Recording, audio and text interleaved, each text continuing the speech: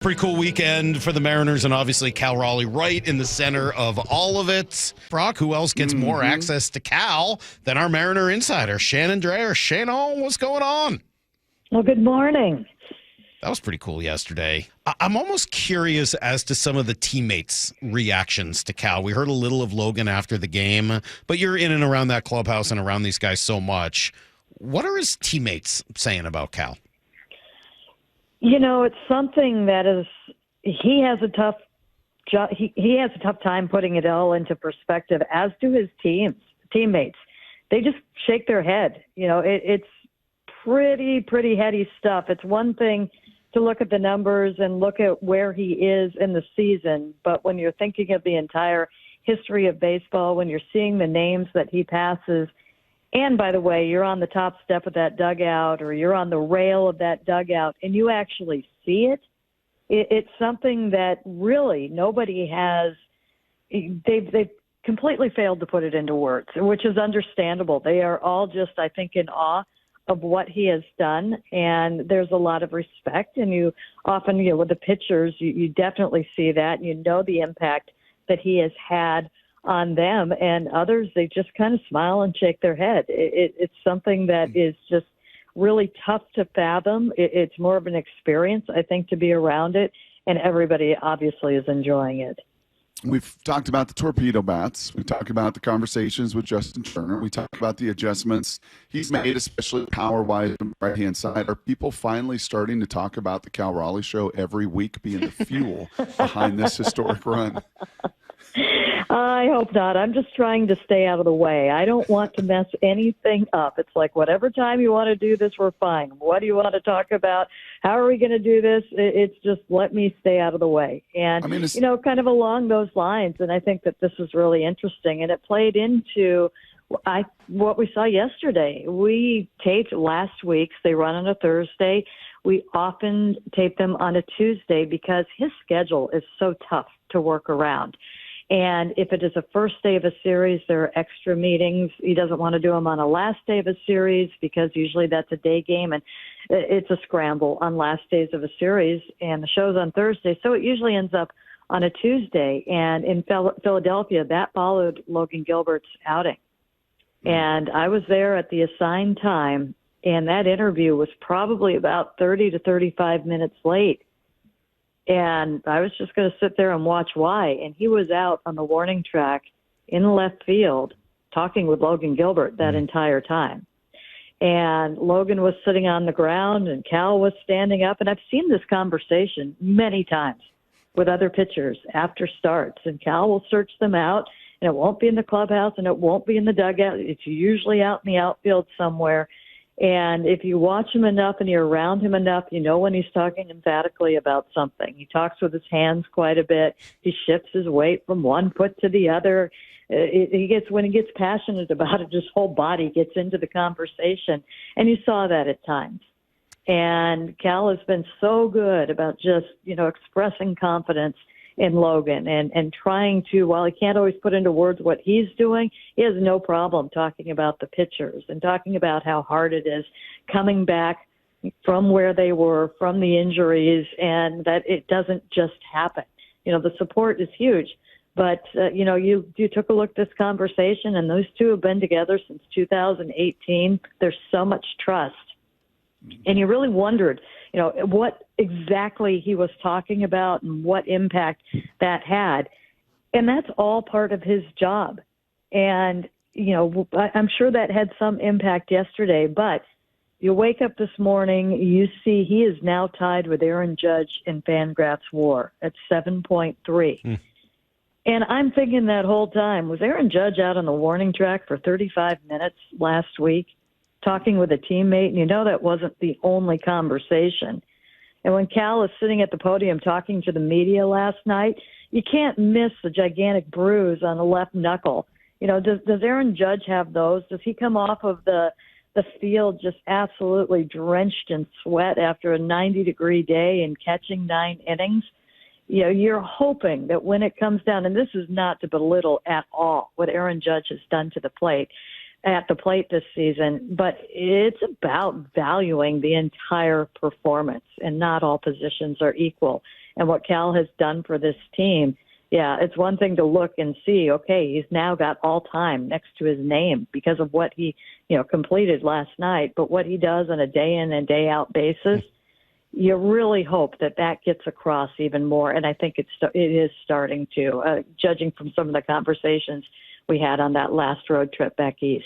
Hey, Shannon, weird question, but have you happened to ask Cal whether or not he's trademarked Big Dumper? I have not. Because he should. I just found myself thinking about it like, hey, if you're a company out there, if he hasn't trademarked that, you can just start using that phrase to sell your product without him. Cal's been out there a lot, and he's endorsing a whole lot of products right now, which is great. Good for him, capitalizing on it. I hope he's trademarked Big Dumper, and I hope he buys Jared Kelnick a steak dinner or a little percentage or something, because he was a big part of that whole thing. What'd you make of Victor Robles' return and the Dylan Moore move and the reaction there? It was honestly tough to see. You knew it was coming, and it's been tough to watch for a little while with Dylan Moore. I mean, obviously, it's been an absolutely horrific struggle at the plate. He has not been able to find his way out of it, but as the longest tenured Mariner, you were hoping that there would be a better ending to this. And, it's tough to see that, but it was a move. It was time that move be made. And the Victor Robles and how it was made, as it all came down very quickly, your first assumption was, I guess the appeal was heard, so the suspension must start tonight. And then you find out that it hadn't been heard yet, which meant that he indeed could play. So I think it was a very smart move by the Mariners. He is going to have to serve the suspension at some point. It was a bit of a surprise because these are usually happen very quickly. It used to be they wouldn't happen until you went east, and they could put together a group when you were in one of the East Coast cities to hear the appeal. And since COVID, they've all been done via Zoom and whatnot. So you would think that would have been done, and it hadn't been done yet. Victor was ready to go. Jerry DePoto on the road trip said, yeah, we were ready to activate him.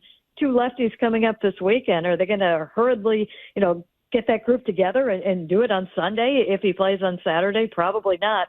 Let's get a couple of games out of him right now. So I thought it was a pretty smart move in what they did, and we'll see how long that lasts before they have to go without him for a bit. Yeah, what's the expectation then, Shannon? Would it be heard this week? I mean, did he get these games in and all of a sudden, and from a Mariners perspective, do you want that to happen, or can you delay it until the rosters expand? What's the next step in that process? No, the Mariners really don't have any. So this is more between the player and the Players Association and MLB. So the Mariners, they stay out of that. And I would expect it to now happen quickly, but we were expecting it to happen quickly after the initial punishment was handed out. So really don't know. And it's, to me, wins are wins. And I don't think when you're looking at 10 games, which might turn into 8 or 9 games, they're all going to be significant. So I think that they got something out of them. They got them against 2 lefty starters. I think you look at that as perhaps a little bit extra. Get it out of the way right now. I'm fine with that. I'm not sure there's an advantage now to waiting until you're into September and you have that extra player. They don't use that bench player very much. The only thing that'll make it a little bit tough if it happens right away is they're going to have to make moves quickly if they lose a player, if they need an injury replacement. So perhaps, I don't know, I don't think they'll travel with a taxi squad player, but they're going to have to know who they're going to get up very quickly if they all of a sudden need somebody. Yeah, it does sort of point out, it's interesting, I like the roster better, Robles back and all that. It does sort of point out how Solano doesn't make a ton of sense in this new roster now, where you would think you would want another defensive infielder / speed guy. And I don't know whether that's, Mastro or Williamson or Rivas, but looking at it now, it almost makes it stand out a little bit more. I think if you were later in September, yes, absolutely. I think right now, I think that Solano brings value in, and let's remember, they're not using that guy that you're talking about a lot right now. And I would hope you would, later in September. And, I think that that's the consistency that Dan Wilson has showed. There are certain guys that he is going to stick with, and he's making fewer substitutions than he did at the beginning of the year after players have gotten more established. And the thing that Solano brings is he does, and it's a very hard thing to do, but when you put him in a ball game at the plate, and I think there are times you could argue you might want to see him a little bit more in different situations over some other players that are in games late for offensive reasons, he's going to give you a good at-bat every time. And, on the road trip we saw him put in, we hadn't seen him a while, he comes up with 2 hits in a game. And I think the other thing is he's fine with that. There are a lot of players that cannot sit that long, and he can. And so for now, I think, as long as you can keep him on the roster, and he's also very, very valuable veteran. It wasn't something that I got when they first got him and I first saw him in spring training. But as the season has gone on, you see that impact a lot more. You see what he brings to a club as that veteran. So I think as long as they can afford to keep him and they don't need that position for specifically something else, I think that I get it. I don't know how long they can do it, but I think that there is definite value. I do think that you are going to need an infielder, outfielder type sometime soon during that suspension. Probably a Miles Mastrobuoni who can play in the outfield, who plays a decent right field and can play in the infield as well. Last thing for me here, Shannon, in all seriousness, you do get the chance to get as close to Cal as anybody, and maybe more than anybody in the media has all season long. Somebody from New York, somebody from LA, somebody calls and says, how has he done this? How has he gone from a 30 home run guy, 34 home run guy, to now pushing and maybe passing Mickey Mantle? And who knows? I think Griffey's 57 is very much within reach. Shannon, how, in your opinion, has he done this season?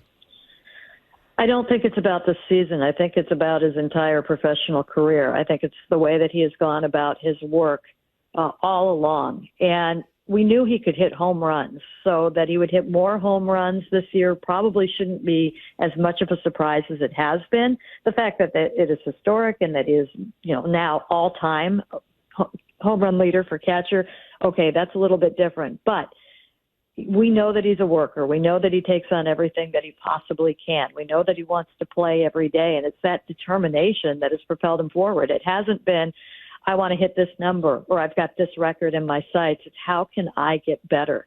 And I think yesterday it was so perfect that those home runs were from the right side. And you heard him early on in the season when you were trying to figure out what's different. One of the only things he would volunteer early on was, I really have worked on the right side. That is something I've really gone to work on.